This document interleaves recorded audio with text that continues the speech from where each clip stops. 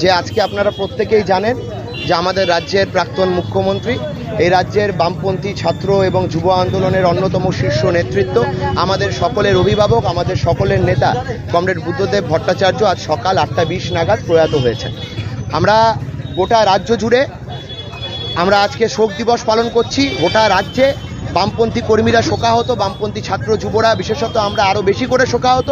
কারণ যে মানুষটি এই রাজ্যের বুকে যুবক, বেকার যুবকদের কাজের জন্য সবথেকে বেশি লড়াই করেছেন, যেই মানুষটি এই রাজ্যের বুকে ছাত্রদের পড়াশোনার অধিকারকে সুনিশ্চিত করতে সবথেকে বেশি লড়াই করেছেন, সেই মানুষটি আজকে আমাদের সকলকে ছেড়ে চলে গেলেন।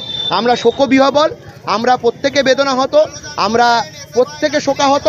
আমরা তার যে কথা, তার যে ভাবনা, তার যে চিন্তা, সেই চিন্তা ভাবনাটাকে নিজেদের মধ্যে আত্মস্থ করে আগামী দিনে বামপন্থী ছাত্র যুব যে আন্দোলন, সে আন্দোলনকে আরও সুসংহত করব এবং ছাত্রদের দাবি নিয়ে আমরা যে ডিআই অফিস অভিযানের কর্মসূচি, আমরা দীর্ঘ 1 মাস ধরে আমরা এই কর্মসূচির জন্য গোটা জেলা জুড়ে প্রচার করেছি।